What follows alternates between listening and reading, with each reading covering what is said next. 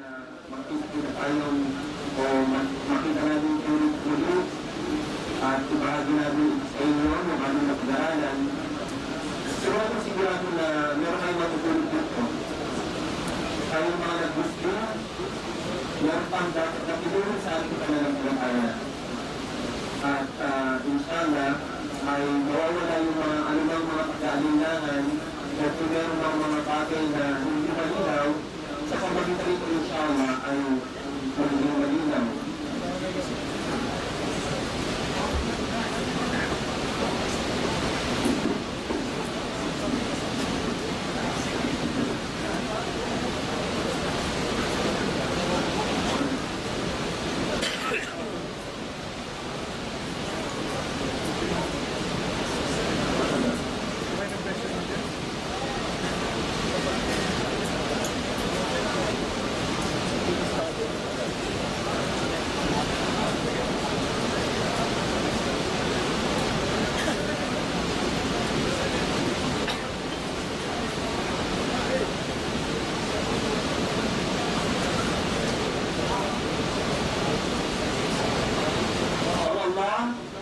Siya lamang ang may karapatan at karapat-dapat na sambahin. Ito ang dahilan kung bakit tayo nilikha ng Allah. Ito rin ang dahilan kung bakit pinadala ang napakaraming mga propeta at sugo sa kanyang henerasyon hanggang sa tinapos ng propeta Muhammad sallallahu alaihi wasallam.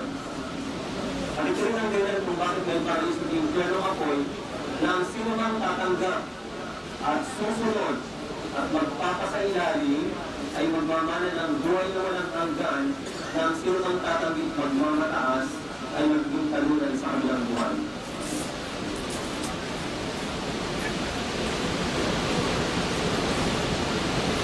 Meron bang Diyos na tagapaglikha kahit na ito hindi nakikita? Siguro na-encounter natin o meron mga taong sa pakikipagtalakayan nila o pakikipag-usap, meron silang mga nakaharap na sinasabing hindi ako naniniwala na mayroong Diyos sapagkat hindi ko siya nakikita. Tulad ng isang pangyayari ito sa isa nating kapatid na doktor na Muslim, ito nangyari sa Oregon, Estados Unidos. Sa kanyang tahanan ay mayroong isang matanda na dumalaw sa kanya at meron na itong edad at tumatanggi na mayroong Diyos at marandano niyang kinatok ang lamesa at nagbika, ako ay naniniwala sa lamesang ito sapagkat ito ay aking nahawakan, ito ay aking nararamdaman. At sabi nga ng doktor, upang magpaliwanag sa kanya ay itinulong ko ang ilawan sa kwarto niyaon at tinanong ko siya, naniniwala ka ba sa lakas ng kuryente? Ang sagot niya ay oo, walang pag-alinlangan. Ano ang sabi ng kapatid natin? Tinanong ko siya ulit, nakikita mo ba ang lakas na nagpapagana sa ilawan na iyan? Hindi ang sabi niya. Paragdagang itanong ko sa kanya ang mga ganito pang katanungan. Nakikita mo ba sa pamagitan ng iyong mga mata ang hangin na iyong nalalakak? Meron ka bang pakiramdam? Ano ang kulay nito? Ano ang gubi sa panglaki nito? Ano ang pagtulog? At ano ang kulay o timbang nito? Sa makatuwid, napakaraming bagay ang pinaniniwalaan natin na hindi nakikita. Sa isa pang sitwasyon, sa Norway, Oslo, ang pangalan ng isang tao ay si Chris. At nakausap din ito sa pakikipagtalakayan o sa pamagitan ng magliling na pakikipagtalakayan ng isa nating kapatid na doktor. Sabi gano'n, sa mga tuwid, ano ang layunin ng buhay? Nagulat si Chris sa tanong na ito. At sinabi niya, ngayon ko naman narinig ang ganyang tanong.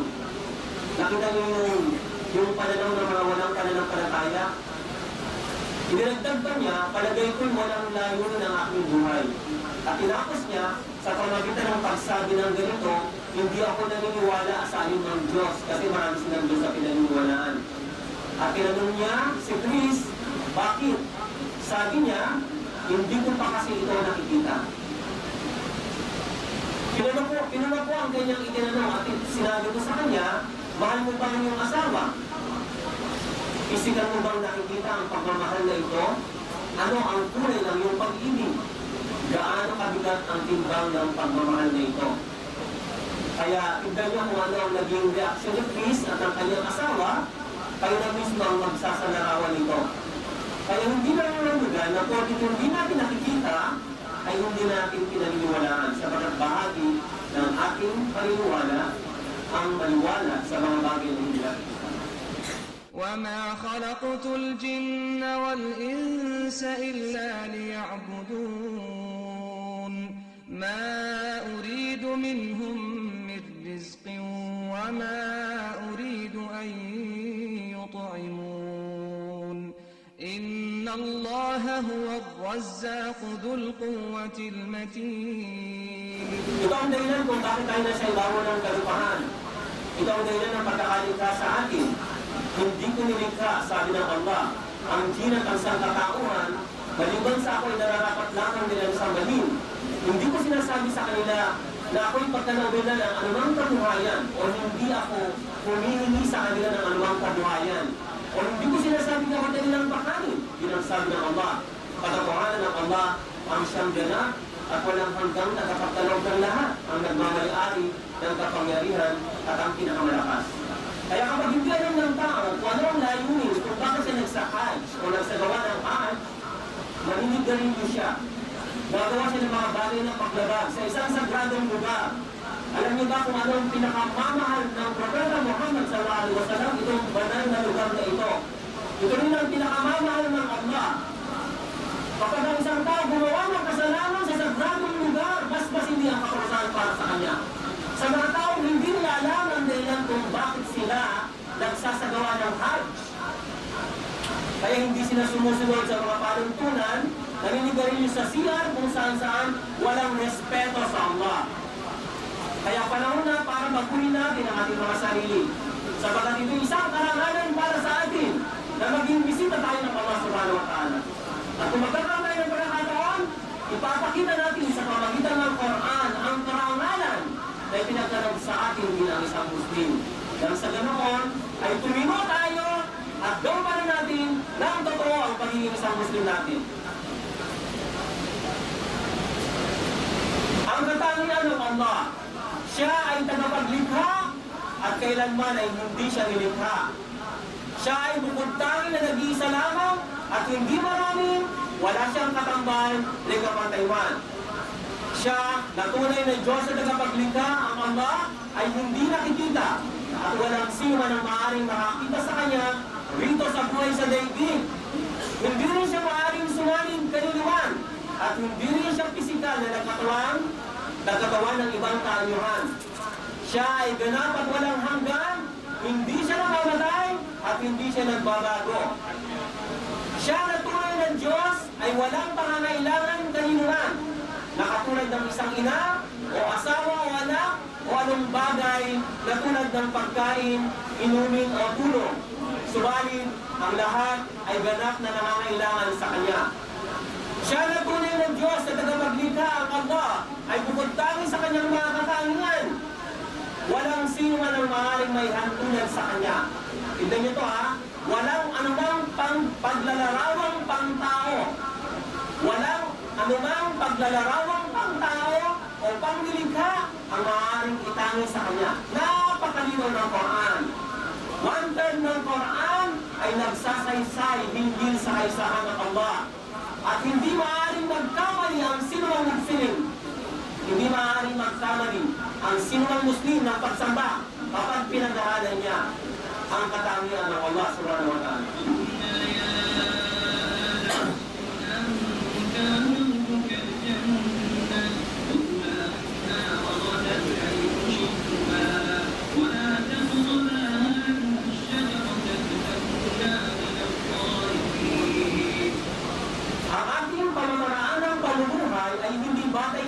Pagnanasa o batay sa ating katampuhan o batay sa ating kagustuhan.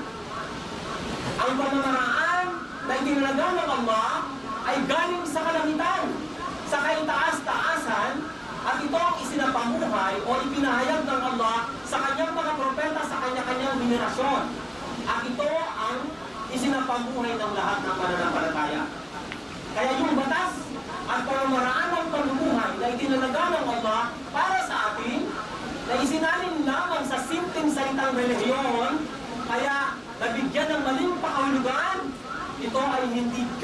kanino man, kundi sa Allah subhanahu wa ta'ala. At kapag pinag-aaralan natin, ito ay nangyari sa paraiso, sa hardin. Sinabi ng Allah, O Adam, manirahan ka at ang iyong asawa sa hardin at kumain kayo ng malaya. Ang anuman ang iyong gusto ng may kagalakan. Ang anumang bagay na mayroon. Sa anuman na inyong nais, subalit pag yung nalapitan ng punong ito, o kayong dalawa ay magiging makasalanan. Subalit, ano ang nangyari?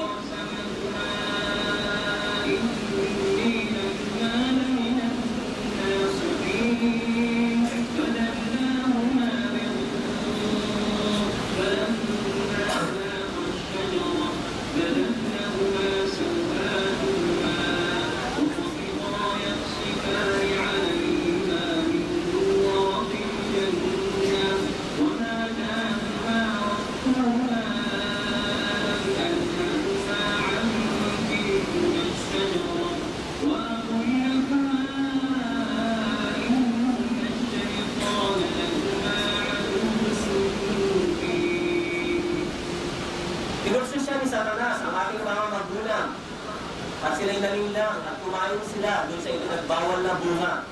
At dahil doon, lumantad ang mga pribadong bahagi nila at tinakpan nila ito ng mga dahon ng paraiso.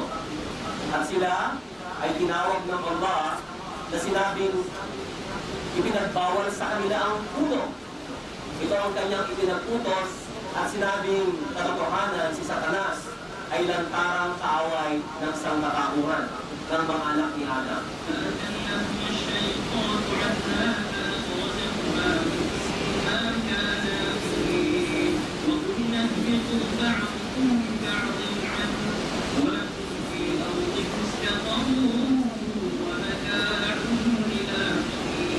At dahil dito, si Satanas, si Hawa, at si Adam, sila ay ibinaba sa tinatawag na kalupaan at pangsamantala na ito yung kanilang magiging tahanan. Ito yung kanilang magiging lugar, pangsamantalang kaligayahan.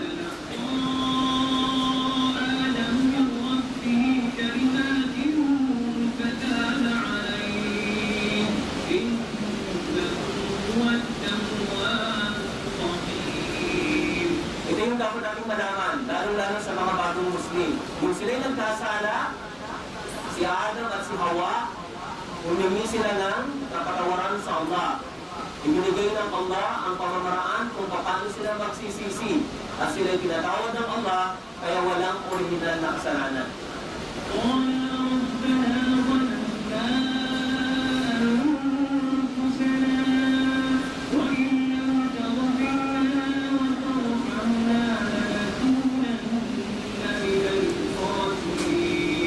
Kanilang sinabi, O Rab na tagapaglikha, O Allah, nagaya namin ang aming mga sarili, kung hindi mo kami patatawarin at hindi mo ipagkakalog sa amin ang iyong habag, patiyakan na kami ay magiging talunan. Subalit pinatawad sila ng Allah subhanahu wa ta'ala.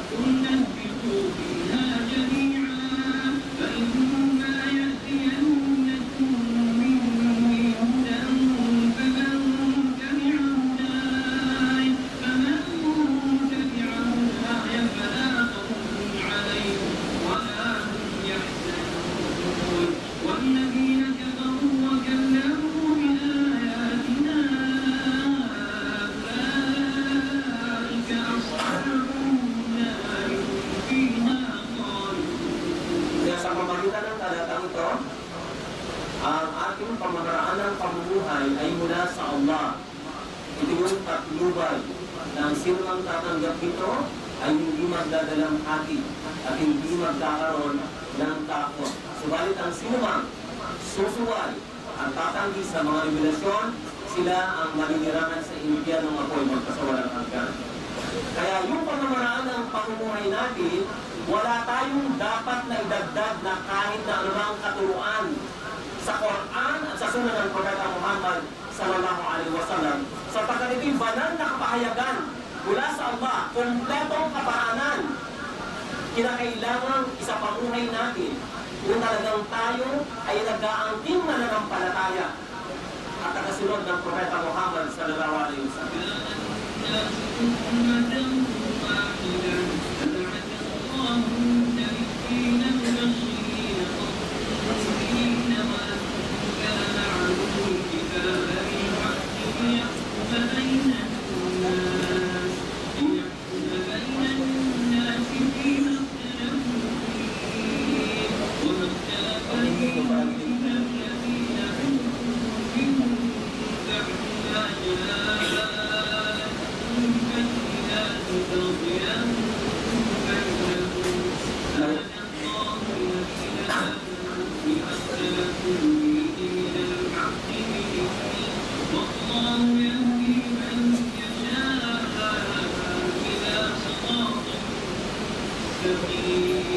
Kaya nung ibinabalik ko si Adam at si Hawa, yung mga henerasyon ng mga sumunod, taon-taon ay nanganganak si Hawa ng magkambal.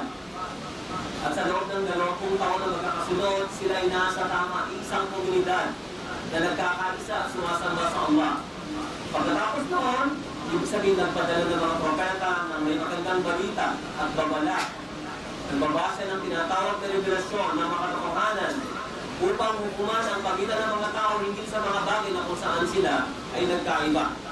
At yung mga pinagtalagan ng kasulatan na nagkaiba, ibig sabihin, pagkatapos dumating sa kanila ang mga malinaw, dahil lamang sa kanilang mga puot, o anumang mga bagay na paligsahan sa isa't isa, sa makatuwid, sa kapaitulutan ng Allah, ginagabayan niya ang sinumang mananiwala sa katotohanan, sa mga yaong meron silang pagkakaiba sa isa't isa at ginagabay ng Allah ang sinuman sa matawid na landas.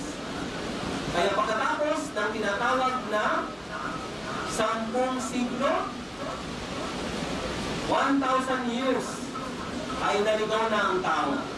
Orihinan, ang lahat ng mga alipin ng Allah ay may likas na kabatiran sa pagsamba, mula pa, bukod tanging pagsamba lamang sa Allah. Pagkatapos ay nilagaw sila ng mga shayatin mula sa kanilang reliyon. Kaya iisa lamang ang komunidad na nagkakaisa, yun ang pinagbula ng lahat at sumasamba ng dalisay at bukod tangi sa Allah.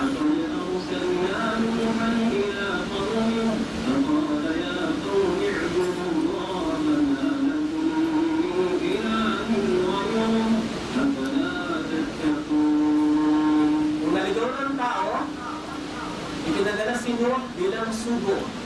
Ano ang kanyang utos? O aking sambayanan, sambayin niyo ang Allah ng bukod tangi, walang sino ng ila, Diyos, na karapat-dapat o may karapatang sambahin kundi siya ang Allah. Hindi ba kayo natatakot sa kanyang kaparusahan? So, ibig sabihin noon, lumabag na sila, kaya sugo na ang ipinadala. Sa pagitan ni Adam a.s. at ni Nuh a.s., ito ay 10,000 centuries. Ibig sabihin, ilan yon? 1,000 years. Na ang lahat ng tao, ang kanilang pananampalataya ay Islam. Ito ang sabi ng sugo ng Allah, si Adam ay propeta at siya ay nakipag-usap sa Allah. Gaano katagal o ilang panahon ang pagitan niya at ni Nuh a.s. 10 siglo. So, ibig sabihin, isang libong taon bago naligaw ang tao. Sa pagitan ni Adam a.s. at ni Nuh, 10 siglo at ang lahat ng ito ay sinusunod ang Islam. Kaya, Islam ang tunay na katuruan.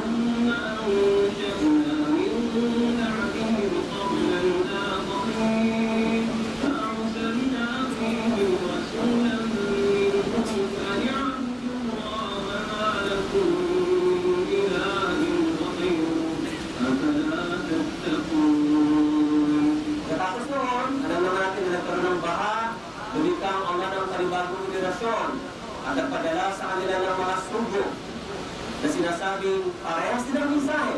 Sambahin ng Allah, walang sino man ang may karapatang sambahin kundi siya. Hindi ba kayo natatakot sa kanyang kaparusahan na kayo ay sasamba ng iba bukod sa kanya?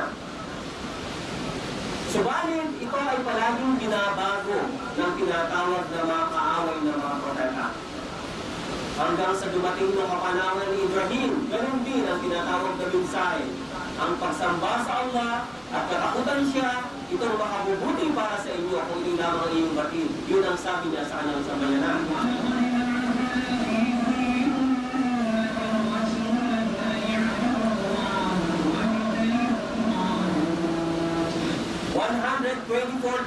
Prophets and messengers ang ipinadala ng Allah na parehas o pare-parehong mensahe at katotohanan nagpadala kami sa bawat sambayanan ng sugo na kung saan isinasaad bukod tanging sambahin lamang ang Allah at iwasan ang lahat ng mga takot, ang lahat ng maling uri ng sinasamba bukod sa Allah. Ang inyong Rab na tagapaglikha sa isa pang talata ay nagtakda. Kanyang itinakda na wala kayong sasambahin na sinuman bukod sa Kanya. Kaya lahat ng mga propeta, iisa lamang ang mensahe, kaya ibinalik lamang natin ang ating sarili sa uminang nakaturuan nung niyakap natin ang Islam. Wala kaming ipinadala na sinumang sugo na nauna sa iyo o Muhammad, kundi inihayag namin sa Kanya, walang sinumang Diyos na dapat sambahin, kundi ako, kundi ang Allah, na kung kaya sambahin ako ng dalisay at buong tangi. La ilaha illallah. Ito yung pinakamabigat sa paningin ng Allah. O mas mabigat pa ito sa nilalaman ng mga kalupaan o ng kalupaan o pitong kalupaan at ang mga kalangitan. Batay sa salaysay na sinabi ni Musa alayhis salam, batay sa pagkakasalin o aking Rab na tagapaglikha, turuan mo ako ng isang bagay na kung saan sa pamagitan nito'y maalala kita at makapananalangin ako sa iyo. Sumagot ang Allah, Qul ya Musa, la ilaha illallah. Walang sinuman ang ila, Diyos na sinasamba o Diyos na may karapatang sambahin at karapat-dapat na sambahin kundi ang Allah. At sinabi ni Musa, o aking Rab na tagapaglikha, ang lahat ng iyong alipin ay sinasabi na ang ganitong mga salita. Ano ang tugon ng Allah subhanahu wa ta'ala batay sa pagkakasalin o Musa kung ang mga pitong kalangitan at ang lahat ng nilalaman nito bukod sa akin, kasama ang pitong kalupaan na magkakadikit. Ilagay mo ito sa isang bahagi ng timbangan at sa isang bahagi naman ay ang la ilaha illallah, mas mabigat ang huli. Mas mabigat ang la ilaha illallah. May mga bagay na sanay sa hindi dito. Kahit na ang tao ay meron siyang kasalanan na kasing laki ng daigdig at dumulog siya sa Allah at ikinatuwiran niya na wala siyang sasambahin kundi ang Allah na bukod tangi, ipagkakalog sa kanya ang tinatawag na kapatawaran sa kanyang mga kasalanan. Kung sakaling meron mang ganoon at napakahalaga, ibig sabihin sa paningin ng Allah, dahil kapag ang isang taong malapit na siyang mamatay, at nasabi niya ito, napakaganda ng kanya, patutunguhan sa kabilang buhay. O sino nang nagtataglay ng la ilaha illallah, na kahit na kasing katiting lamang na aligabok, ang kanyang kabutihan ay makakalabas pa rin siya sa impiyan ng apoy. Dahil sa la ilaha illallah ito. Bismillahirrahmanirrahim.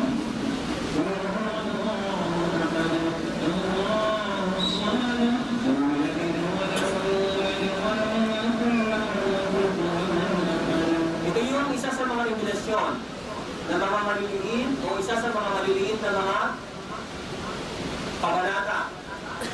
Ang mga walang pananampalataya, bagamat naniniwala sila sa Allah, iba yung kanilang pananaw o hindi sa katangian ng Allah. Tulad halimbawa, siya ba ay gawa sa ginto o gawa sa tanso? Dahil napaligiran ang tinatawag na yung vicinity sa Makkah ng 360 na mga ibunto. Kaya gano'n ang kanilang pananaw, hindi sa Allah. Siya ba'y gawa sa tanso? Espesyal na kahoy? Kapag siya ba'y nawala, sino ang magmamana ng kanyang kalangkanan? Mga maling pananaw. Kaya ito'y binubuo ng 1/3 ng Quran, kadalisayan ng pananampalataya. Pagkatapos ng mga katanungan, hindi nagsasalita ang Propeta Muhammad sallallahu alaihi wasallam batay sa kanyang sariling kagustuhan, kundi hinihintay niya ang revelasyon. Kaya ito'y pautos. Qul, sabihin mo o Muhammad, siya ang Allah, ang nag-iisa at bukod tangi. Ang Allah, siya ang tinatawag na As-Samad, Ahad, bukod tangi, na siya lamang ang may karapatan ng pagsamba, nag-iisa, walang katulad at walang kapantay. As-Samad, ibig sabihin walang pangangailangan, malaya, ganap, malaya sa lahat ng kakulangan o anumang pangangailangan. Lahat ng mga nilikha ay umaasa sa Kanya. Hindi natutulog, hindi kumakain, hindi uminom, walang kakulangan. Subhanallah. Hindi nagsilang, hindi isinilang, at walang maiyakan tulad sa Kanya kailanman. Walang pangtao, walang pangnilikhang katangian. Dahil iniinsulto ng mga walang pananampalataya ang kamahalikhaan at kadakilaan ng Allah. So, ito yung kahulugan nung sinasabi Suratul Ikhlas. Yung mga bagong Muslim, palagi ito yung una, yung pinapasaulo sa kanila. Siya ang Allah na ahad, bukod tangi at nag-iisa ng pagsambay para lamang sa Kanya na wala siyang kakambal na kahit sino man. Ang Allah ay As-Samad, ang bukod tangi na inaasahan ng Kanyang mga nilikha sa lahat ng kanilang pangangailangan. Walang kakulangan at walang pangangailangan. Kailanman ay hindi siya nagsilang, kailanman ay hindi siya nagkaroon ng anak, kailanman ay hindi siya isinilang o ipinanganak, at wala siyang asawa. At wala siyang pangtao o panglilikhang katangian, at kailanman ay walang maiyahan tulad sa Kanya, sa Kanyang pangalan, sa Kanyang mga katangian, sa Kanyang mga gawain, na luwalhati sa Kanyang kataas-taasan. Subhanallah. Kaya kapag naintindihan natin ang Quran, talagang siguradong magkakaroon tayo ng matibay na katibayan ng pagsunod at pagsunod.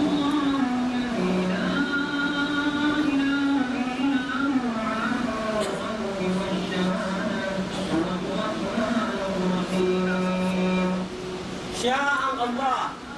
Tignan niyo yung kahulugan. Siya ang Allah na bukod tangi sa Kanya. Na bukod tangi sa Kanya ay la ilaha illa huwa. Na walang sino ng ilah, Diyos na sinasamba o bukod tangi na may karapatan at karapat dapat lamang nasambahin kundi siya. Ang alim, siya ang alim, ganap na nakaalam ng anumang kinikimkim at hinahayag.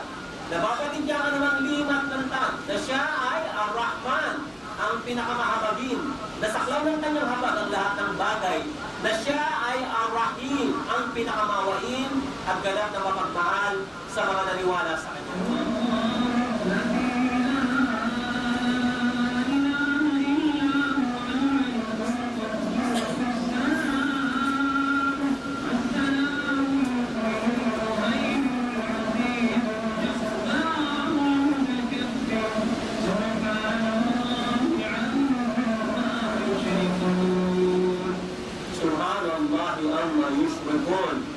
Siya ang Allah na bukod sa Kanya ay la ilaha illa huwa. Walang sino mang Diyos na sinasamba o bukod tangi na may karapatan at karapat dapat lamang na sambahin kundi siya. Al-Malik, ang nagmamayari at hari ng lahat ng bagay, na siya ang ganap na makapangyarihan sa kanila, na ginagawa niya ang anuman na kanyang nais at walang sino man na makapintigil at makakahagdang sa Kanya. Na siya ay Al-Quddus, ang dalisay at ganap, napakalayo sa pagiging di kaganapan. Na siya ay As-Salam, ang ligtas sa lahat ng kapintasan, kakulangan o pangangailangan, ay kasasanhi ng pagkabawas o pagkababa ng kanyang mga ganap na katangian at mga pagkilos.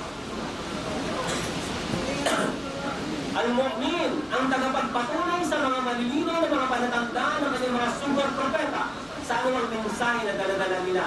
Na siya Al-Muhaymin, ang tagapagmasid sa lahat ng kanyang mga nilikha, sa kanilang mga gawain, nasakop sila ng kanyang kapangyarihan at pangangontrol sa lahat ng pagkakataon, nang sabay-sabay, nang walang pangangailangan at walang kapaguran. Subhanallah. So meron bang nagtataglay ng mga ganitong katangian kundi ang Allah na bukod tangi? Bakit naligaw ang mga tao at sumamba sila sa mga napakababa sa paningin ng Allah? Ang ilan ay iginagalang lamang na alipin ng Allah. Al-Aziz, ang kataas-taasan, at punong-puno ng karangalan na ganap na makapangyarihan na walang sino ang makahigit sa Kanya, na nangibabaw sa lahat ng bagay, sa lahat ng pagkakataon. Al-Jabbar, ang tagapagpwersa, nakontrolado niya ang kanyang mga alipin at nagpapasailalim sa kanya ang lahat ng kanyang mga nilikha.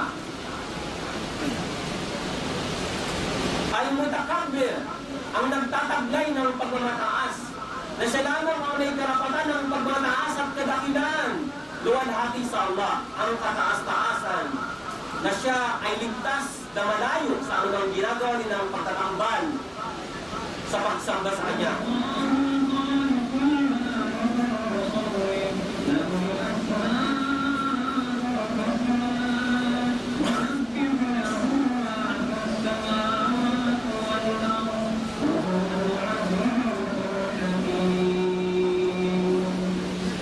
Siya ang Allah, ang Al-Khaliq.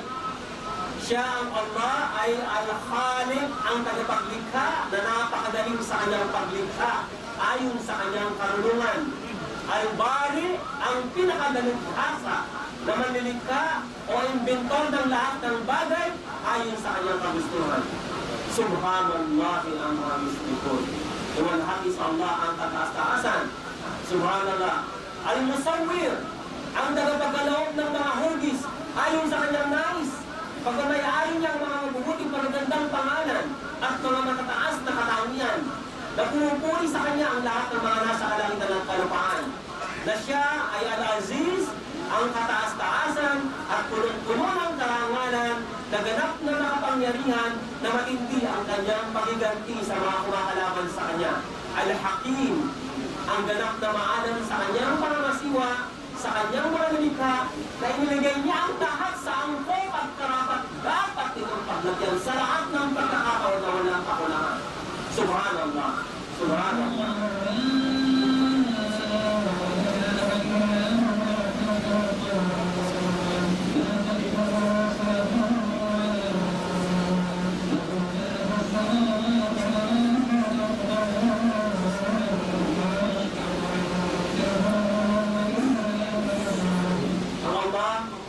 Sino man ang ila o Diyos na sinasamba o bukod tanging may karapatan o karapat-dapat lamang na sambahin kundi siya.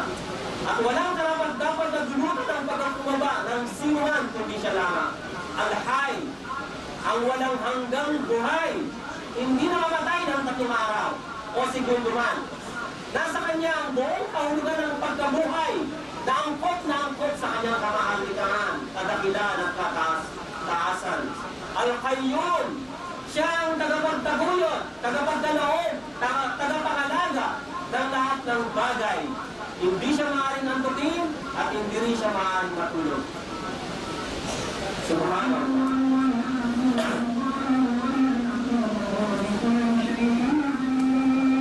Meron bang nagtatagay ng ganitong katangian bukod sa Allah? Kung kaya naligaw ang mga walang pananampalataya? At maragalit pa sila kapag pinurot mo sila. Subalit inshallah, gamitin natin ang ibang sistema para mabuksan ang kanilang kaisipan. Siya ang una, al-awwal, al-akhir, al-dahir, al-batin. Siya ang una, walang sino man ang nauna kaysa sa kanya. Siya ang huli, walang sino man pagkatapos niya. Siya ang kataas-taasan, wala nang mas mataas pa kaysa sa kanya. Siya ang pinakamalapit, wala nang pinakamalapit pa kaysa sa kanya. Dahil sa kanyang ganap na katangiang nakikita niya, nababatid niya, at ganap na narinig niya ang lahat ng kanyang mga nilikha. Kahit na nasa kataas-taasan siya at hindi siya sumasalib sa kanyang mga nilikha. Ang ganap na nakababatid ng lahat ng bagay. Nakikita niyo, ang simula na walang pinagmulan, siya ang tinatawag na kataas-taasan na walang sino man ang mas mataas kaysa sa kanya. Siya ang pinakamalapit. Bakit siya malapit? Kahit na nasa kataas-taasan siya, kasi walang hadlang. Nababatid niya ang lahat. Nakikita niya ang lahat at naririnig niya ang lahat sa lahat ng pagkakataon nang walang kakulangan. So ito yung mga katangian ng Allah. Kataas-taasan, siya ang simula, siya yung pinakamalapit, at walang sino man ang mas malapit pa kaysa sa kanya.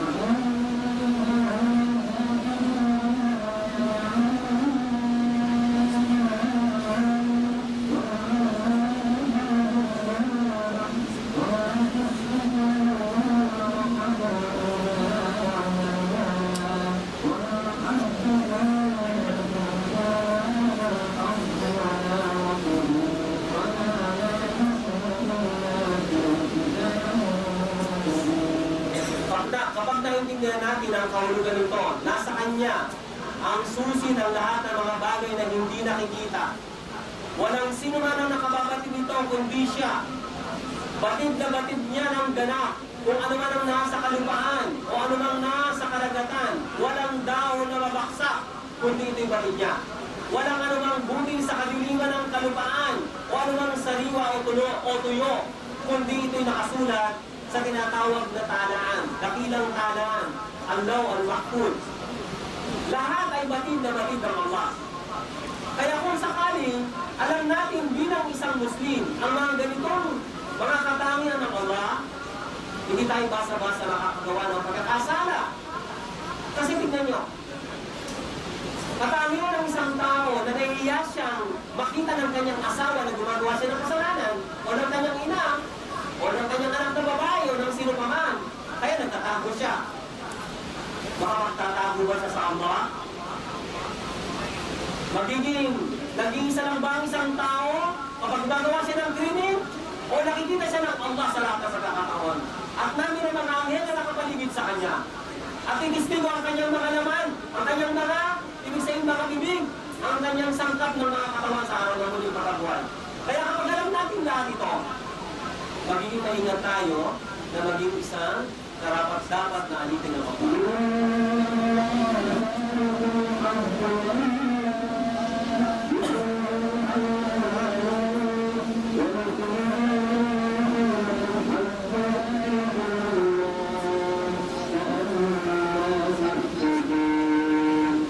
Katotohanan ng Allah ang nagsasanhi na kumita o bumuka ang tinatawag na mga butil at yung mga buto ng tinatawag na mga prutas. Siya ang nagsasanhi nito.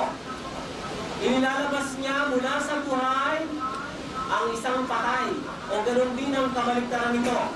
Mula sa patay, inilalabas niya ang buhay o mga buhay na bagay. Mula sa buhay na bagay na tulad ng tao, inilalabas niya ang similya.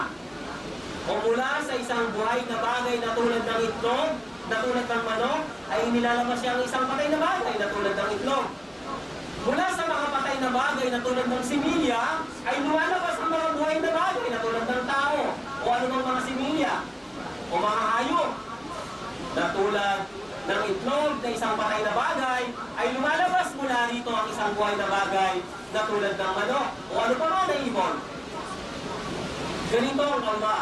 Ganito ang katangian ng Allah. Walang sino ang makakagawa nito, kundi ang bukod tanging nag-iisang tagapaglikha. Bakit naligaw ng pagkalayo-layo mula sa katotohanan ang mga walang pananampalataya?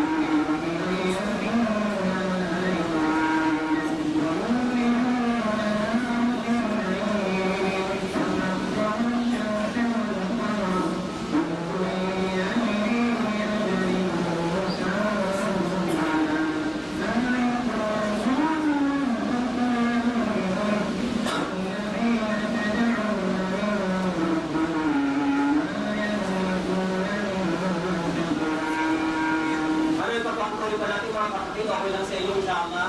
Magkakaroon tayo ng konting pagtitiis, inshallah. Isinasama ng Allah ang gabi sa umaga. Dahil kaya, umiikli ang gabi at umahaba ang araw. Ganun din, isinasama niya ang araw sa gabi. Kapag isinama niya ang araw sa gabi, umiikli ang araw at umahaba ang gabi. Sinasanhin niya sa pamagitan ng kanyang pag-aatas ang araw at ang buwan. At ito'y umiinog at tumatakbo sa mga ligiran nito batay sa mga dinakdang panahon. Ganito ang Allah. Ang Allah lamang ang siyang bubudtang makagagawa nito. Hindi ang ribulto, hindi ang tao, hindi ang sinumang nilikha na sinasamba nila bukod sa Allah. Ang inyong Rab na tagapaglikha, pagmamayari niyang lahat ng kaharian. Sa mga kalangitan man ay sa kalupaan at yung mga dinadalanginan ng mga walang pananampalatayang bukod sa Kanya ay hindi man lamang magmamayari o nagtataglay ng kitmir o isang kitmir. So, sa yung kitmir? Kaya ba dito may mga batik? Yung mga batik sa buto ng dates, ang kitmir? Yes. Kahit na yung mga batik sa buto ng kitmir ay hindi nagmamayari ang mga sinasamba nilang mga rebulto o iba pa bukod sa Allah. Nasaan ang Allah? Yes, sasagutin tayo ng Quran. Indirect na magpapaliwanag sa mga non-Muslim, gumagamit ako ng ganitong mga footage para magising ang kanilang kaisipan o mapukaman. At sometimes, nagiging epektibo ito. Kung ang Diyos na siyang naglikha o ang Allah, tagapaglikha, kung totoo man na ang Diyos na tagapaglikha ay nagkatawang tao at bumaba sa lupa at nanahan sa Nazareth, gano'ng kalit yung Diyos kung nagkatawang tao kung ihambing natin sa planet Earth? At hindi naman planet Earth ang nilikha ng Allah, nandiyan ang solar system. Gano'ng kaliit ang Diyos na nagkatawang tao kapag inihambing mo sa isa sa mga nilikha niyang napakaganda, walang kakulangan at walang kapintasan na tinatawag na solar system. Nakikita niyo ba yung Diyos na nagkatawang tao? Kapag inihambing niyo sa kanyang mga nilikha, nandiyan ang quasars, galaxies, universes, Milky Ways, at napakaraming pang mga heavenly bodies na hindi pa natutupasan sa pamamagitan ng tinatawag ng mga deep center ng teleskopyo. At patuloy pa itong lumalawak. Gano'ng kalit ang Diyos kapag inihambing mo ang mga binanggit nating mga nilikha ng Allah na nasa ilalim ng unang kalangitan. Hindi pa natin pinag-uusapan dito ang unang kalangitan, ang ikalawa, ang ikatlo, ang ikaapat, ang ikalima, ang ika-anim, ikapito, at ang mga nilikha ng Allah sa ibabaw ng ikapitong kalangitan. At ang tinatawag na ars ng Allah ay sinaling trono at ang may pasan-pasan na 8 anghel sa ars ng Allah. Ang naabot lamang ng mga modernong teleskopyo ay ang pinakaibaba ng tinatawag na unang kalangitan. Gano'ng kalit ang Diyos na nagkatawang tao bilang pang-iinsulto ng kanyang mga nilikha kung iahambing sa mga tinatawag na mga heavenly bodies. Alam niyo ba ang pagitan ng unang kalangitan at ikalawang kalangitan? 500 taong paglalakbay. Hindi pa kasama rito yung nilalaman ng unang kalangitan o nilalaman ng ikalawa o ikatlo o nilalaman ng ikaapat, ikalima, ika-anim, ikapito. At ang mga nasa pagitan nito na 500 na paglalakbay. At ang tinatawag na kursi ng Allah na nasa ibabaw ng 7 kalangitan na kapag hinambing mo sa una hanggang ikapito, pati ang mga pagitan, kasama ang mga heavenly bodies at ang mga hindi pa natutuklasan para kang naghapis ng singsing sa pagkalawak-lawak na disyerto. At meron pang tubig sa ibabaw ng tinatawag na kursing ito. At ang nasa ibabaw ng tubig ay ang ars o trono ng Allah. Alam niyo ba kung gaano kalaki ang ars ng trono ng Allah o pinakadakila? Pag sama-samahin mo ang kursi, ang 7 kalangitan, ang mga nasa pagitan nito, at ang nilalaman ng bawat mga kalangitan, isama mo ang lahat ng mga heavenly bodies at ang mga hindi pa natutuklasan, gano'ng kalit yung Diyos na katawang tao bilang pang-insulto? Para kang naghagis ng singsing sa pagkalawak-lawak na disyerto. Ano ang sabi ng Propeta Muhammad o kamakala Rasul? Pinahintulutan ako ng Allah na makipag-usap sa isa sa mga anghel. Kasi wali yung anghel na may pasan-pasan ng trono ng Allah, arsh. Pinahintulutan ako ng Allah, sabi ng Propeta Muhammad o kamakala Rasul, na makipag-usap sa isa sa mga anghel na may pasan-pasan ng arsh ng Allah. Mula sa earlobes ng anghel, papuntang balikan, 700 years na paglalakbay. Gano'ng kalaki ang anghel? Gano'ng kalaki ang mga anghel? Gano'ng kalaki ang mga pasan-pasan nila na arsh ng Allah? Ang Allah ay wala sa lahat ng mga nabanggit. Siya ay nasa kataas-taasan at nasa ibabaw ng kanyang mga nilikha. Gano'n nila ininsulto ang kadakilaan ng Allah.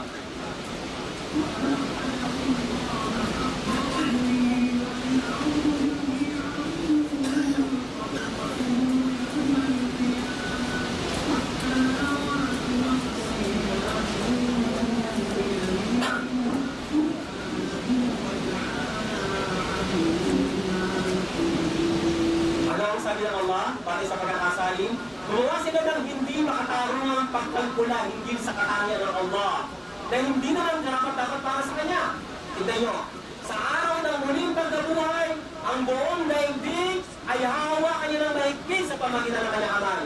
At titiklopin niya ang mga kalangitan na ang bawat pagitan nito 200 taon, hindi pa kasama ang bawat kalangitan. Ang ibig sabihin, hiwalay ang Allah sa lahat ng mga nabanggit na kanyang mga nilikha para hindi magkamali ang tao ng pagsamba, para hindi mainsulto ng tao ang Allah na tagapaglikha at sa halip ay sampay nila ang mga nilikha lamang ng Allah. Ganun ang nangyayari sa naman ng Islam. Ito yung mga katibayan ng Allah ay nasa ibabaw ng kanyang mga nilikha. Kayo ba ay ligtas sa Kanya, sa Allah, na siya ay nasa ibabaw ng mga kalangitan? Na siya yung kataas-taasan, na hindi sasangiin, na ang kalupaan ay lumubog sa inyo, o kaya ito'y yumaling? Kayo ba ay ligtas sa Kanya, sa Allah, na siya ay nasa ibabaw ng kanyang mga nilikha, na hindi siya magpapadala ng masidring hangin, na kayo'y liliparin, o iwawas-iwas, na tulad naman ginawa sa mga naunang-walang pananampalataya? Sa mga tuwid, dapat yung mga kapatid kung gaano kasidhi ang babala ng Allah. Subhanallah.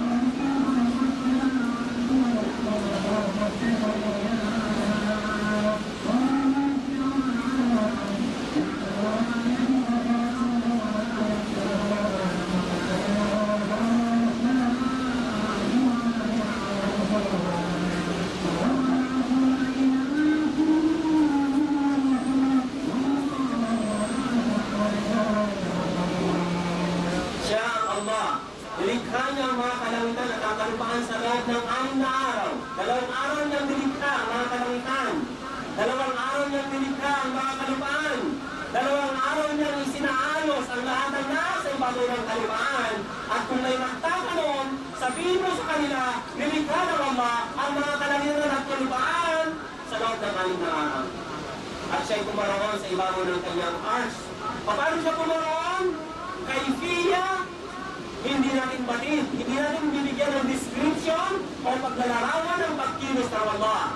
Siya ay pumaroon batay sa kanyang kamaharnikaan. Walang pagsalalarawan na tulad ng isinalalarawan sa mga nilikha. Sapagat ito'y magiging isang pulbor o pagtanggi. So, ito yung katangian ng Allah. Karagdagan pa, siya ay nasa sa inyo. Hindi yung God is everywhere. Siya ay nasa sa inyo sa pamagitan ng kanyang ganap na kaalaman, kahit na siya'y hiwalay sa kanyang nilikha at siya'y nasa kataas-taasan saan man kayo naroon. At ang Allah, patiyakan ang ganap na kapabatid kung ano ang ginagawa ng bawat kanyang mga nilikha. Subhanallah.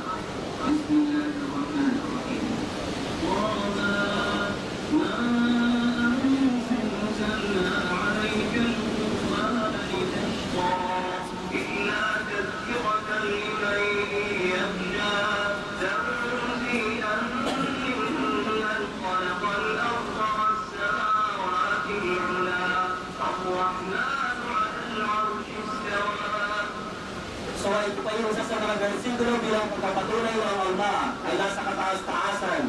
Kaya hindi namin ibinabasa iyo ang Quran o Muhammad upang salihin na ito'y magdalang hatid, kundi din bilang isang paalaala sa mga yaong may takot sa Allah.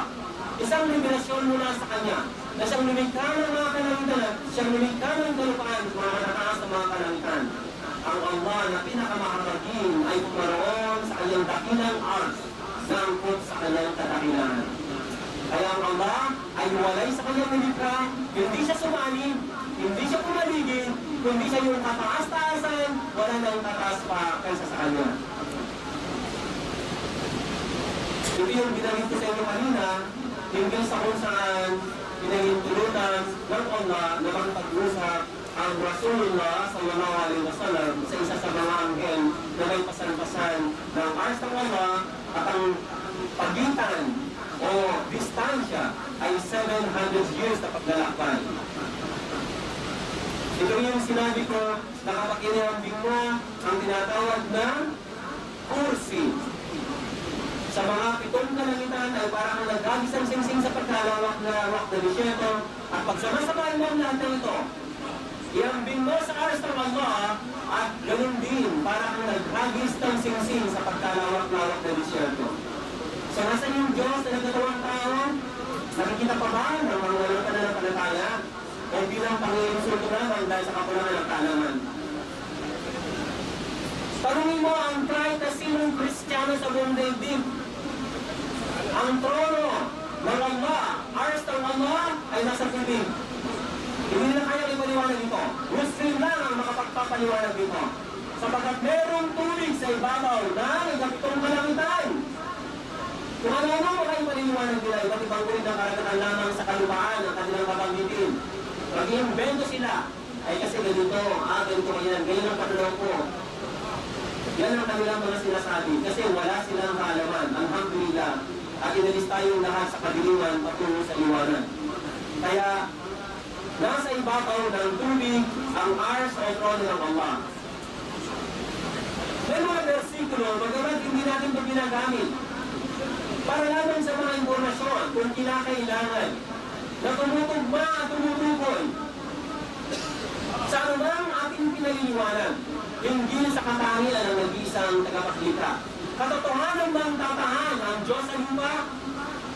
Pagbastan kung ang langit at ang pinakamataas na langit ay hindi siya maaaring magkasya. Hindi maaaring magkasya yung Diyos sa tagapaglikha.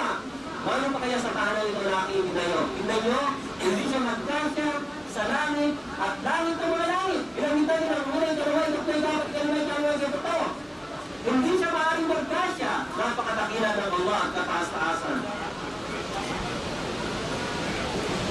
Ang Allah ay hindi natutulog.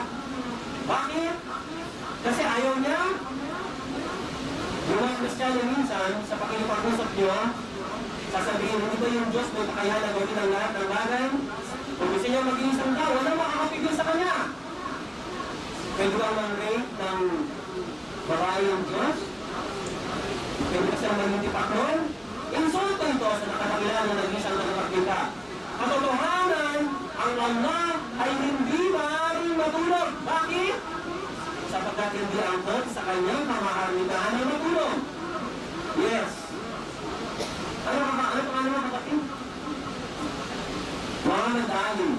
Si Muhammad Ali, para maintindihan nyo yung tinatawag na siya yung may kakayahan na gawin ang lahat ng bagay. Wallahu ala kulli shay'in qadir. Inna Allah ala kulli shay'in qadir.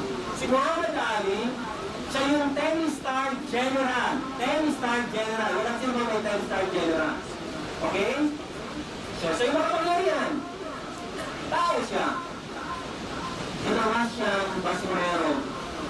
Pinag-usapan niya yung siya yung may kakayahan na gawin ang lahat ng bagay na makapangyarihan siya, 10-star general. Ayun, so yun sa kanya. Nagbinan niyo? So, yun yung paliwanag na minamaliit ng tao ang Allah.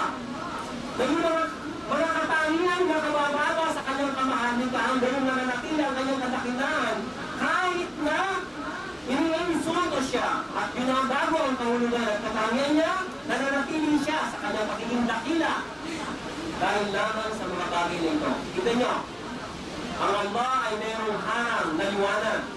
At dahil sa kabilangan ng liwanag, ito'y parang naging apoy. At kapag ginala, inalis mo yung harang na liwanag sa kanyang mukha, merong liwanag ang mukha ng Allah, susunugin ang lahat ng bagay na buti nito. Liwanag ng mukha ng Allah. Paano nila sasabihin na kausap nila ang Diyos, nagkatawang tao ang Diyos, kung yung liwanag pa lamang ng mukha ng Allah ay susunugin ang lahat ng nilikhang bagay na buti nito. لا تدركه الأبصار وهو يدرك الأبصار وهو اللطيف الخبير. Walang paningin na maaari siyang mahawakan o maaaring makakita sa kanya. Subalit nahawakan niya o nakikita niya ang lahat ng paningin. Siya ang latif, ang pinakagabubhasa. Napakagaling ng kanyang katangian, subhanallah. Ganap na nakakakita ang lahat ng bagay.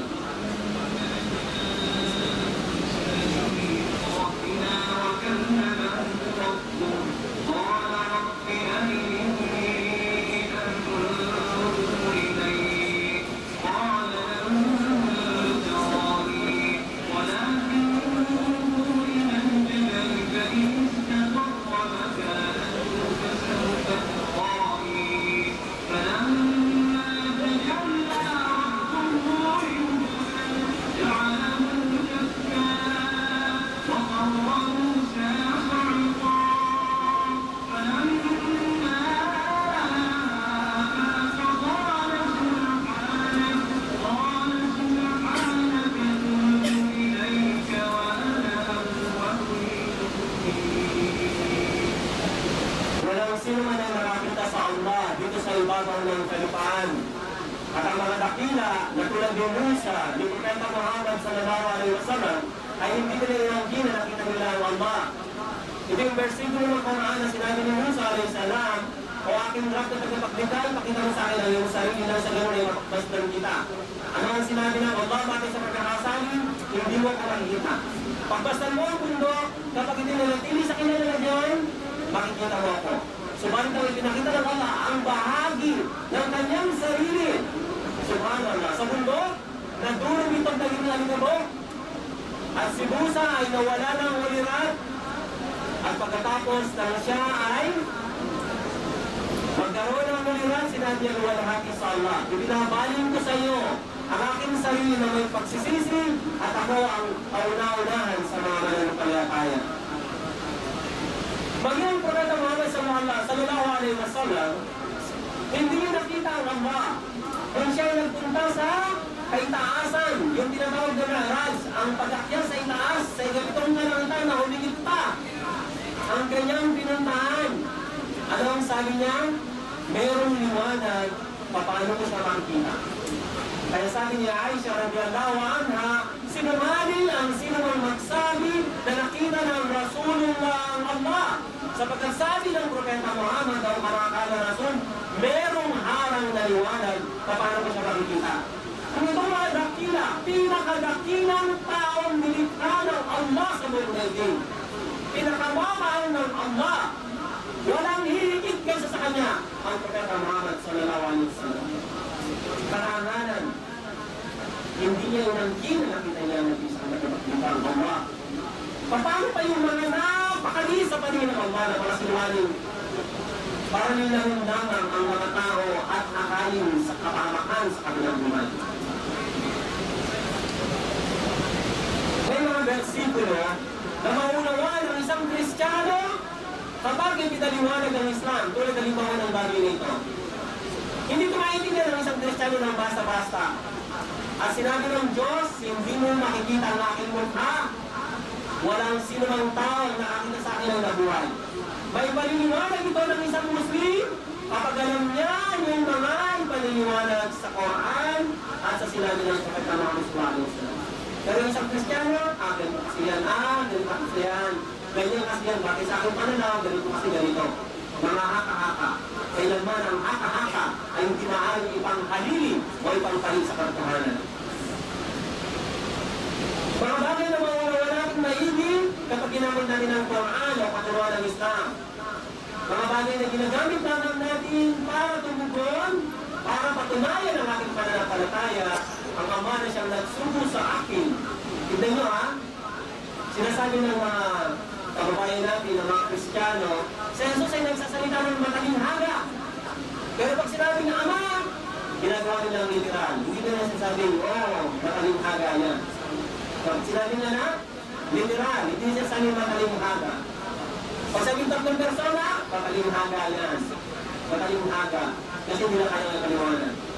Ang Ama na siyang nagsugo sa akin, sa kanyang sarili, ay tumitestigo na kailanman ay hindi niya narinig ang kanyang boses. Yes! Hindi lahat ng mga propeta ay narinig ang tinig ng Allah. Subalit meron siyang salita. Ang salita niya ay uncreated. Ang salita ng Allah ay hindi nilikha. Ito'y likas na katangian ng Allah. Kung ang Allah sa simula pa lamang ay nanduruan na walang pinagmulan na siyang simula. Ganon din ang kanyang mga salita na walang pinagmulan. Ganon din ang kanyang mga katangian na tulad ng Ar-Rahman, Ar-Rahim, Ar-Rahman, ang pinakamakabagin. Kung nilikha ang katangian ng Allah o mga katangian ng Allah na tulad ng Ar-Rahman, hindi ba Ar-Rahman ang Diyos at tagapaglikha ng hindi palilikha ng mga katangian? Kaya hindi taglayin niya, likas sa kanyang katangian ang kanyang mga salita. Sa simula pa lamang, ito'y naroon na hindi nilikha ang kanyang mga katangian at ang kanyang mga salita. Kaya dito, hindi lahat ng mga propeta ay narinig nila at ipag-usap sa kanila ang Diyos at tagapaglikha. Kaya ito yung sinasabi. Kaya paliliwanag lamang ito ng ganap, Muslim lamang ang mga pagpapaliwanag nito. Pero mga Kristiyano, hindi. Maniwala kayo. Kahit na subukan mo.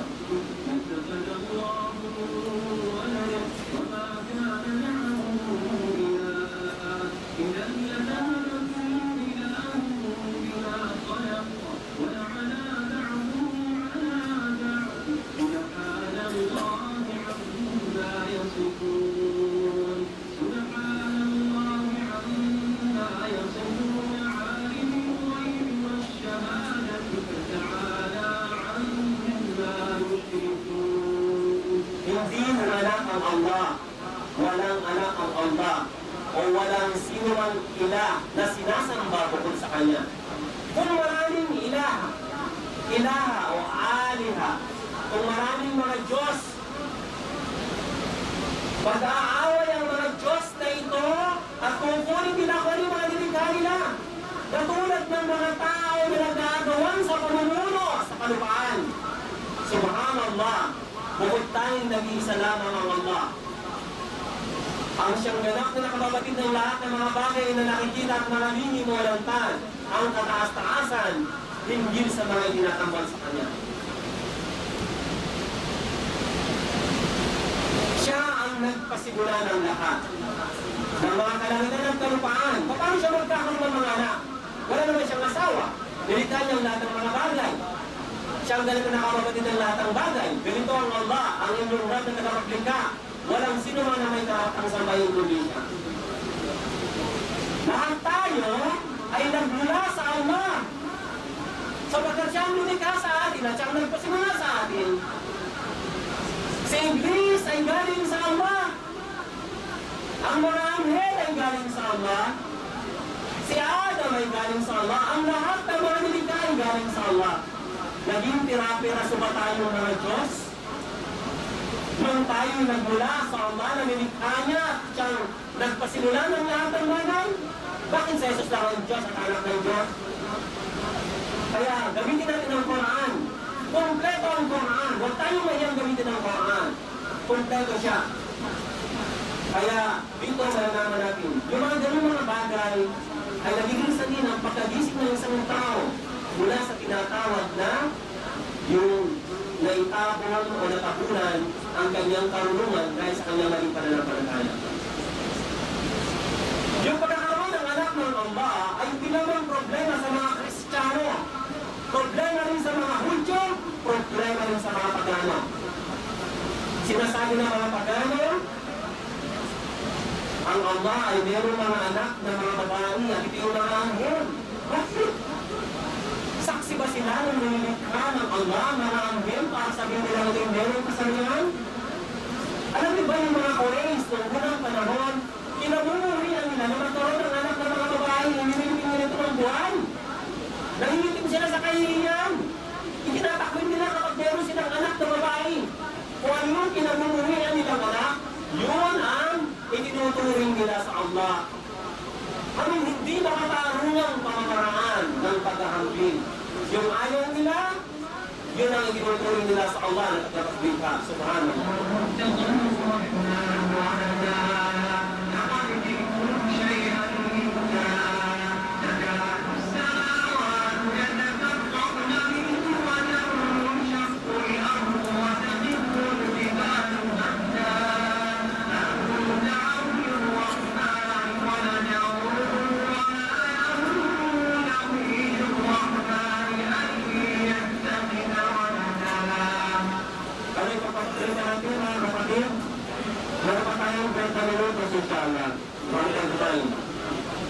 Tignan nyo ano ang sabi ng Allah. Kanilang sinasabi ang pinakamahabagi na Allah ay nagkaroon ng anak. Kasi palagi anak ang sinasabi nila, palagi anak.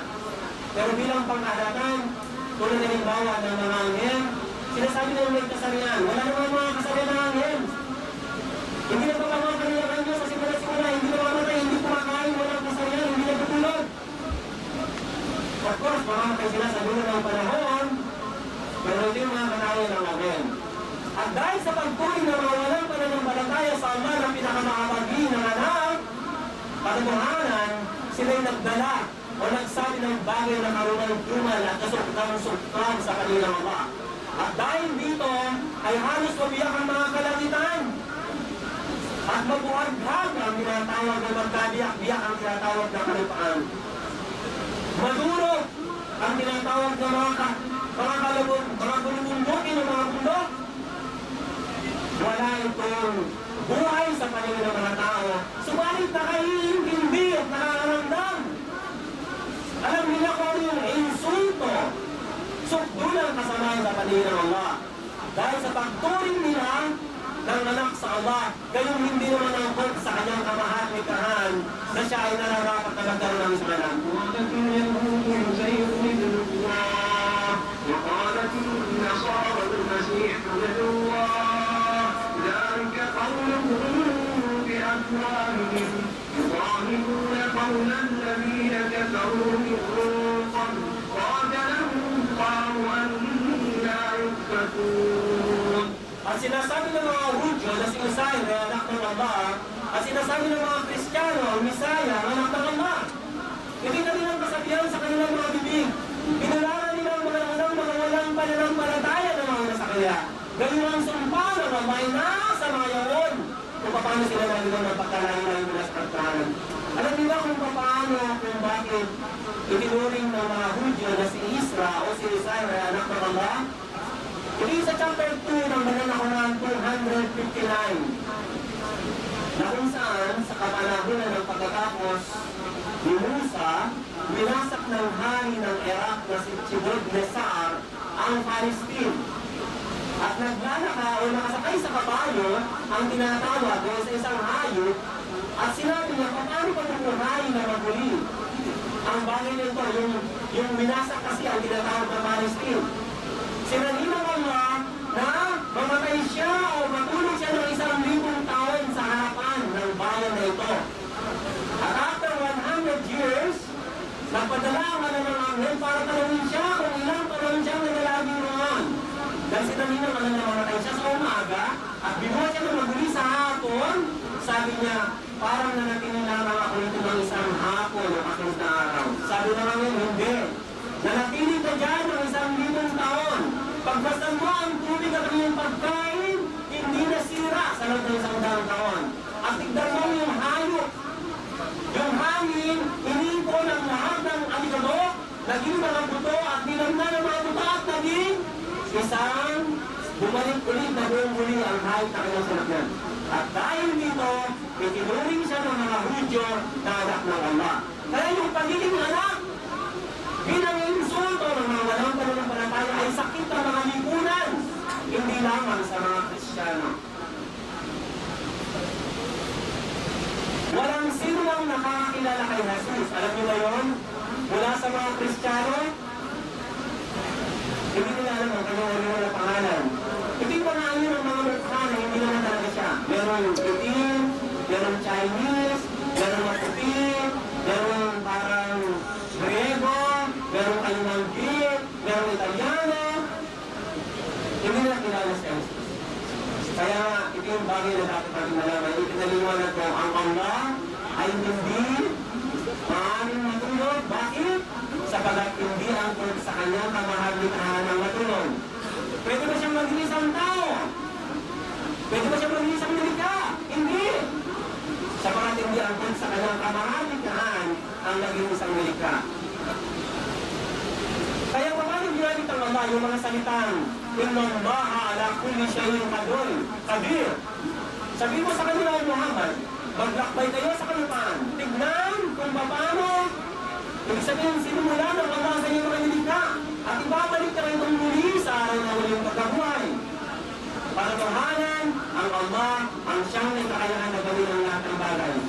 Pagkatapos sinabing, tignan niyo kung paano sinimulan ng Allah ang lahat ng inyong mga nilikha. At wawasakin niya ito, bubuin kayo itong muli sa araw ng muling pagkabuhay. Sa kanya sinabing, Inna Allaha ala kulli shay'in qadir. Ang Allah ang siyang may kakayahan na gawin ang lahat ng bagay. Hindi ko kayang gawin ang kahit na sinukaan. Kaya pag sinabing, yung Diyos ay nakatawang tao, yun ang insulto, ibig sabihin yung insulto nila ang kamahal-mikahan ng isang mga salita.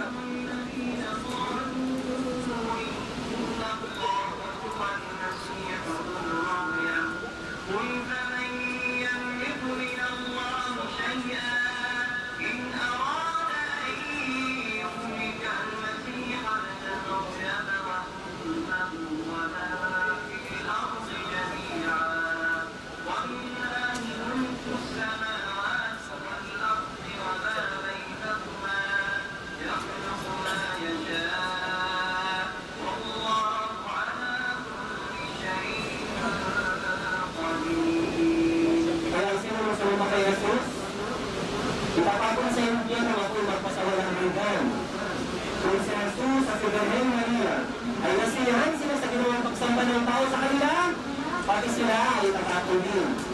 Subalit ito'y kailanman ay hindi maaaring mangyari. Tignan nyo ha, katotohanan, maling pananampalataya ang sinumang nagsabi ng Allah siya ang Misaya na anak ni Maryam.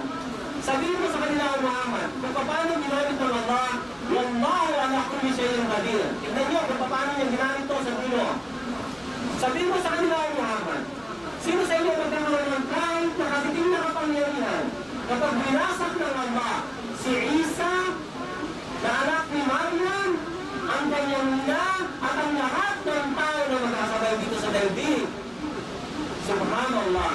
Pagkatapos sa kanya sinabi, Wallahu ala kulli shay'in qadir. Katotohanan at ang Allah, katotohanan na may siyang kakayahan na gawin ng lahat ng bagay na walang sino makapipigil sa kanya. Hindi ito ginamit sa mga pang-iinsulto na nagawin siya isang nilikha na nagkatawang tao o binaba ang kanyang kamahagitan na hindi naman talaga maaari na nanatili siya sa kanyang kataas-taasan at kamahagitan.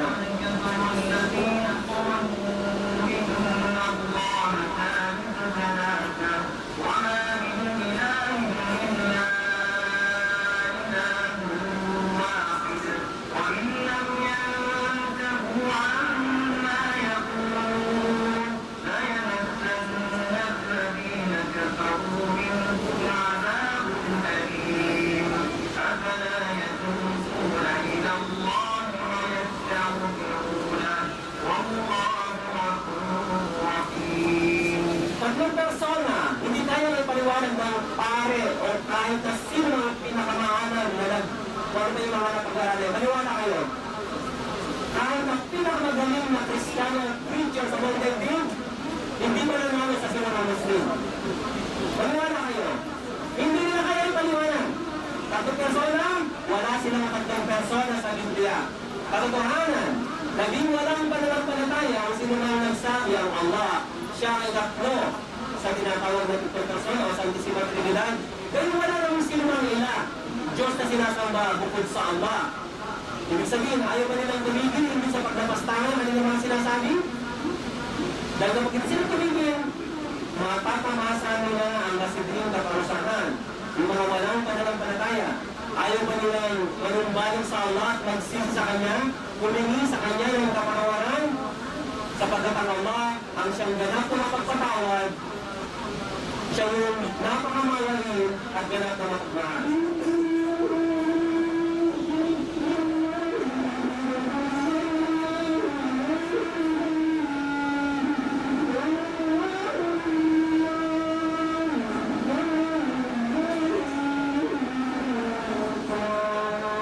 Kaya ito isang babala sa atin. Kaya pa tayo hindi nagpatagumpay ng mga Muslim sa ngayon dahil mayroong problema sa atin. May mga Muslim na maaaring nakatagawa ng tinatawag na pagtatambal. At katotohanan, ang sino mang naglagay ng pagtatambal sa pagsamba sa Allah, ang Allah ay magbabawal niyang hardin para sa Kanya. At ang impyerno ako ang Kanyang magiging hantungan. At para sa mga kriminal, gumawa ng kasamaan, at mga sumamba sa ibang bukod sa Allah, ay walang sino mang makatutulong kapag sila ay pinarusahan sa impyerno ako. Yes, tignan nyo ha. Tignan nyo kung gaano kadakila ang Allah.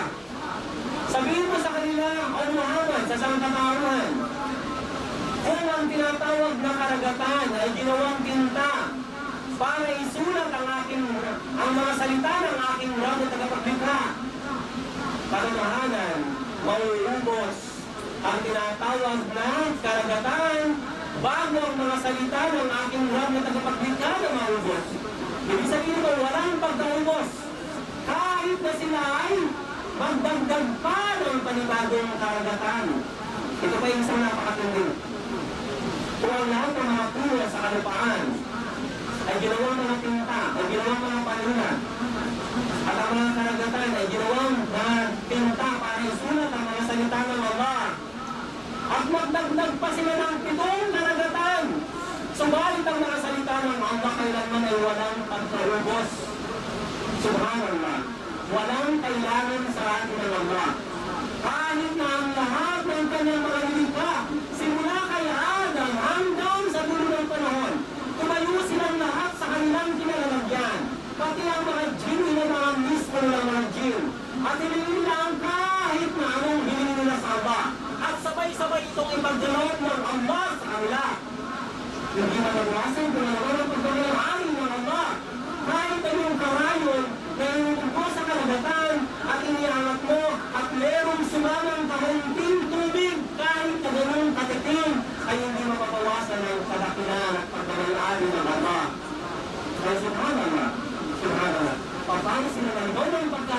tayo. Paano niya iinsulto ang Allah subhanahu wa ta'ala? وما خلقت الجن والإنس إلا ليعبدون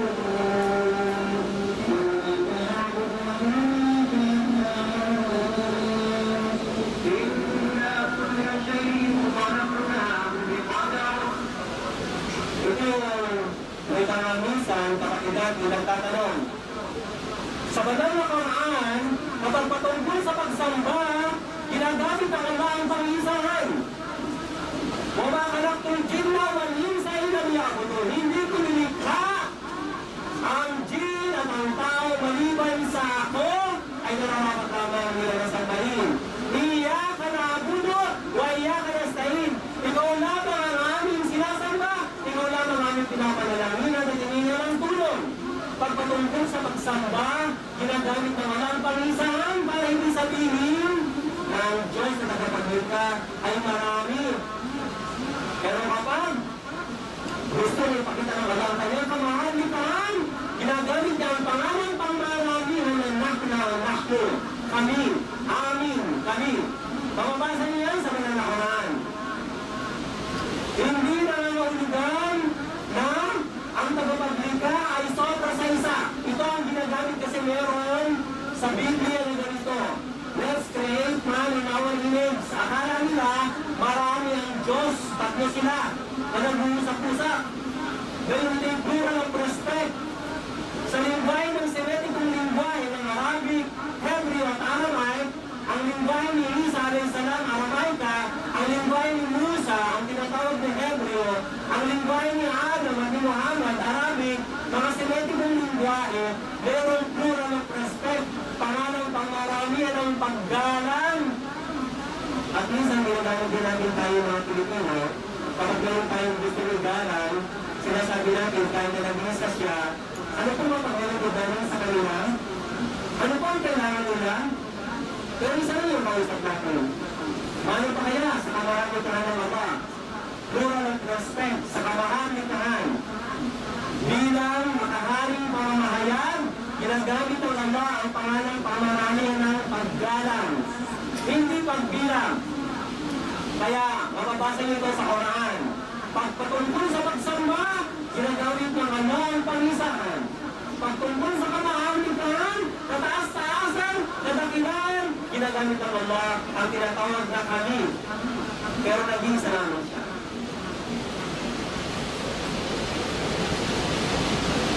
Hindi nyo ba nakita ng Allah, o hindi nyo ba nabatid, yun ang ibig sabihin nun, ng Allah ang nakababatid ng anumang mga nasa kalangitan at kalupaan, na walang anumang lilim na pagtitipon, dapat mo kundi siya ang pangapat. Ibig sabihin nun, siya yung pangapat, na siya yung nasa kataas-taasan, naririnig niya na babatid niya, sabihin ko ng tao, pagulong mo nito, ikimkim mo sa iyong puso, ibig sabihin nun, batid ng Allah. Okay? Siya, kahit na yung nababatid niya, siya ay walay sa kanyang nilikha, siya ay nasa kataas-taasan na iba, na nasa ibabaw ng kanyang ars. Na walang tatlo, kundi siya ang pangapat sa pamagitan ng kanyang ganap na kaalaman, na siya nasa ibabaw ng tinatawag na kalangitan, na walang lima, kundi siya ang pang-anim sa pamagitan ng kanyang ganap na kaalaman. Naintindihan niyo yung paliwanag na ito? Naintindihan niyo?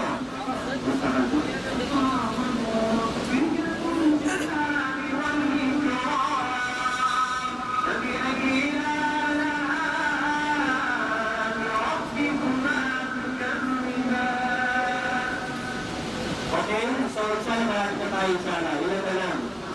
Marami pa rin presentasyon na iba't iba. Ang problema lang is kung magkakaroon tayo ng oras at kakayahan na kayo makikinig. At meron kami problema ng USB, pwede namin ito ibigay sa inyo inshallah para mapagdaranan nyo. Ang Allah ay merong mukha. Ang Allah, naraming tagapagdaga, punong-puno ng karangalan. Punong-puno ng kadakilaan, hindi mananatili pagpasawan ng hanggan.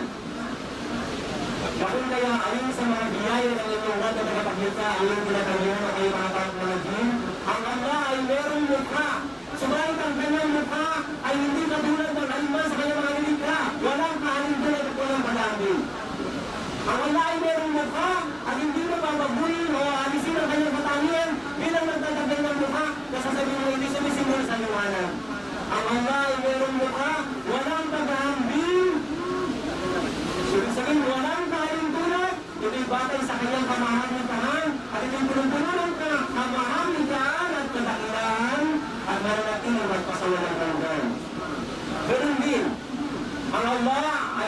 nagtataglay ng kamay. Nagtataglay siya ng kamay sa pagkatiligaya si Adam sa pagkagitan ng kanyang kamay. Bilang pagkaparanan. Bilang pagkaparanan at galing tayo sa ni Adam. Subalit ang kanyang mga kamay ay hindi maaaring alisin na sabihin ito'y sumisimbolo lamang sa kapangyarihan o lakas. Ang Angla ay meron kamay sa pagkatiligaya si Adam sa pamagitan ng kanyang kamay. Subalit ang kanyang kamay ay walang kahalintulad ng kahit na sino pa man. Walang paghahambing, walang kahalintulad. Nilikha na pala si Adam sa pamagitan ng kanyang anyo. At si Adam ay 60 cubits tall. Doon siya nilikha. Original, ang tao ay nilikha 60 ang length. Kaya may natuklasan daw ngayon, maging sa mga nakaraan, ay binabanggit ang mga malalaking mga tao ng walang panahon. Kung sa naman yung natuklasan nila ng mga karansay na mga higante, hindi, o ang mga dinosaurs, hindi sumasalungat ang tinatawag na Quran, yung doon ng katuruan ng Islam. Okay? Original ang tao, papasok ang mga anak ni Adam sa paraiso, sa hardin, yung mga mananampalataya. Ang tangkad nila, kasing tangkad ni Adam, 60 arnel. Pero yung unang panganusa, nilikha na mga si Adam sa pamagitan ng kanilang mo, kung ito ay sa anyo ni Adam, nilikha ang mga tao, yan ang problema.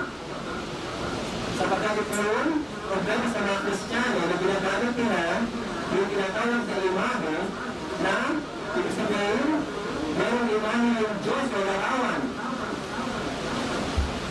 Nilikha na mga si Adam sa pamagitan ng anyo. Ang anyo na tumutukoy dito bagay sa Sahih Bukhari, ito yung kapangyarihan, karunungan, willingness, at katangihan, kaya pinagdalog ng Allah kay Adam na sumisimbolo sa imahe at pagkatapos ng niya ang Espiritu kay Adam, nagtaglay siya ng mga ganitong katangian.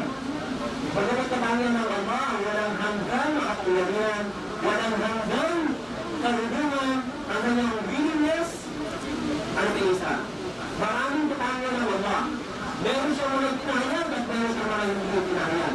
Na nasa kanya lamang, ang mga katangian ito, na ang kalalaman ang nakakabatid kung bakit hindi niya ito ipinahayag. Nakatulad ng mga ipinahayag niya na ibahid din sa kanyang mga katangian.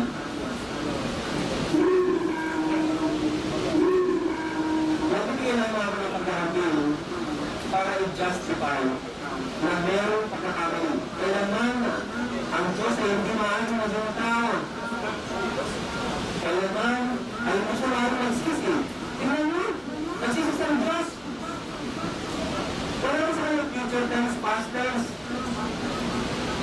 50,000 years bago niya nilikha ang lahat. Ginutusan niya ang kalam. Ang panulat ay sulat ang lahat ng bagay sa pinasabi na hanggang sa huli. Iyon ang panulat ang nakahanap na.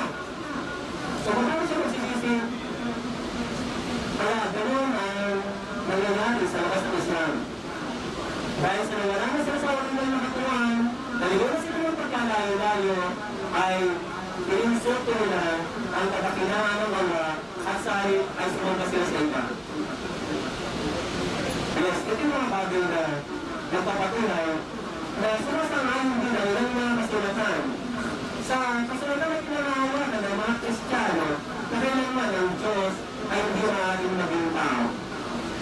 Kaya yung mga bagay, pag nakikipag-usap kayo sa kanila, mas maganda na sasalita kayo bilang pangkalahatan, ginagamit yung karunungan mula sa Quran at sunod ng pagkatanawalan sa mga Islam. Kung wala pang salitang Diyos, ano ang tawag sa Diyos? Kung wala pang salitang Lord, God, ano ang tawag ng mga tao? Ito yung mga bagay na kaya sila nagkakamali. Ang Diyos daw ay lalaki. Tanungin mo ang mga non-Muslim, 99.99, ang Diyos ay lalaki. Dahil sa salitang Diyos, Diyosa, Diyos-Diyosan, Gods, Goddesses, or God, or Gods. So yung salitang Lord, sa Britain, kundi pagrespeto sa mga mula sa mga royal blood, pagrespeto. Kung sinabi sa Tagalog, naging Diyos.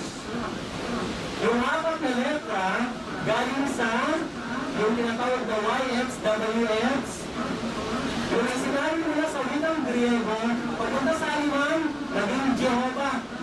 Yung apat na letra, naging Diyos. Minsan, pinagpili nila sa Tagalog na Yahweh or Yahweh or Yahweh. Ito yung mga inimbento ng mga walang pananampalataya na wala silang autoridad mula sa Allah. ما تعبدون من دونه إلا أسماء سميتموها أنتم وآباؤكم ما أنزل الله بها من سلطان إن الحكم إلا لله أمر أن لا تعبدوا إلا إياه ذلك الدين القيم ولكن أكثر الناس لا يعلمون. Ano ang sabi ng Allah? Ang mga sinasamba niya bukod sa Kanya ay mga pangalan lamang na inyong invento. Diyos, Panginoon, Yahweh, etc. etc. Kayo at ang inyong mga ninuno na hindi nagbaba ang Allah ng autoridad para rito. Ang pagkaatas ay walang sinuman ang dapat sambahin kundi ang Allah. Ang pagkaatas ay para naman sa Allah.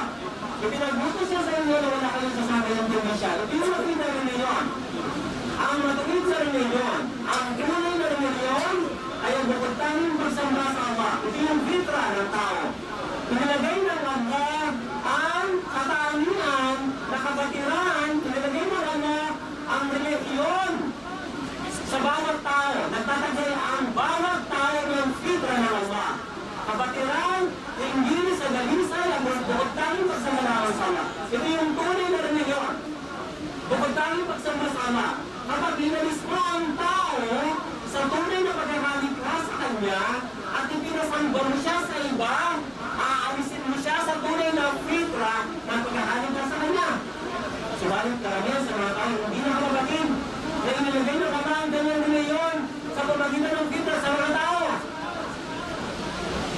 Pero yung mga nakapanahon na nagpagkapanahon sa mga alusan na may mga insidente sa Medina, sa Yatrib, kaya yung mga hindi ko nag-Muslim, kinukuha nila yung mga ribulto kasi pinapalibuan nila, pinapagbangan nila, tinatakot nila sa mga basunahan.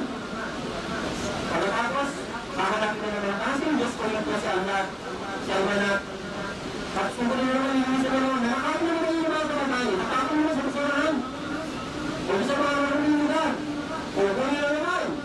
Liligisan na naman, papapagay naman. Hanggang sa nagising sa karakahanan. Kung ito nga yung kulay na Diyos, ito yung espada pakalagaan mo yung sarili mo. So, kinuha na naman yung tinapos sa basurahan. Ginamit niya na naman. Pero hindi na tinapos. Hindi na pinulot. Pinabayaan niya na. At nagpusin na siya na hanggang.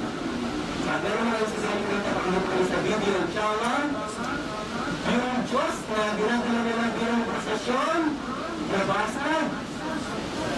Kung nagamitin naman yung kakalimuan nila, nakakasag ba ang Diyos? Meron isang Islam, kung nag-gusto siya, tinatapon niya araw-araw yung libro ito. Kung napansin ang akin niya, wala yung mga libro ito, kasi yung mga Diyos ko rito. Tinapon sa basurahan. Tinapon sa basurahan yung Diyos ko. Sa akin, kung gamitin niya kanyang kaisipan, ay nagalit pa. Kaya yung mga tao na pakatalino, inamanin sila sa kanilang katalimuhan dahil sa kanilang kalipasara.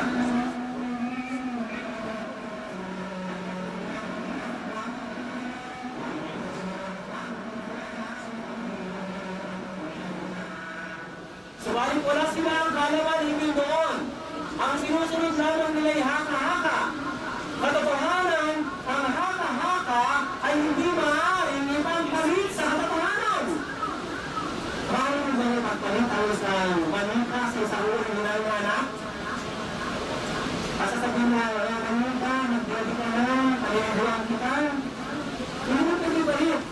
Kayo mga haka-haka at kasinungalingan, kailanman ay hindi maaaring ipagpalit sa katotohanan. فإن أصابته خير اطمأن به وإن أصابته فتنة انقلب على وجهه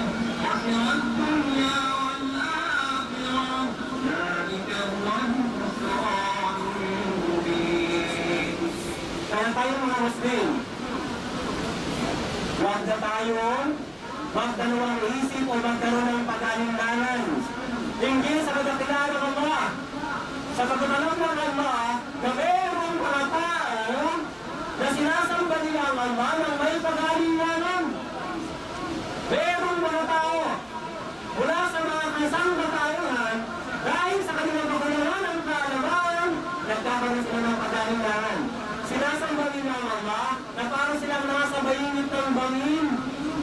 Na kapag merong kabutihan at patuloy ng mga biyaya at dumarating sa kanila, sinasamba nila ang Allah. Pero kapag dumating na sa kanila yun, pagsuko, tumatalingkod na sila sa katotohanan. Maniwala kayo mga kapatid. Yung mga hindi nagdaan, mahirapan silang sumunod sa Allah. Mahirapan sila. Kami, dumikit kami sa mga may kaalaman. Tinanong namin ang lahat na maaaring itanong sa amin. Pinagtsagaan nila kami turuan sa loob ng naging 10 taon.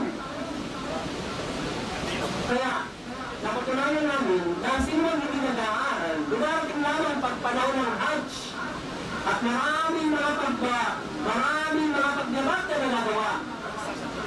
At hindi na napapahalagahan ang Hajj. Akala na dahil ito ay halos napakalit lang ng nagagasta. Kung malalaman naman mula yung mga kapagdating mga Muslim na sila ibang sulit ng sandaigdigan, halos hindi na sila kumakain.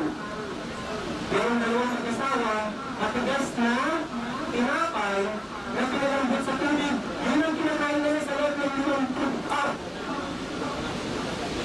Maraming makapagad sila. Hindi natin naman yung halaga ng Hajj. Dahil hindi masyadong malaki ang nagagastos natin sa mga iba. Pero kung talagang pinagpagmura natin ito, makikita nyo na ang lahat ng bagay ang talagang saseryoso natin. Subhanallah. Kaya merong mga Muslim o merong mga tao mula sa sangkatauhan na nag-aalala na sila sa pagsama-sama para sila naman nasa dinig ko ganun. Okay lang, kapag wala silang problema. Pero kung may problema na sila, tumatagin sila. Pag may mga pagsulog na dumarating sa kanila. Ibig sabihin, sila yung maging kanilang dito sa daigdig at sa kanilang buhay. Maraming salamat sa inyo mga kapatid, sa mga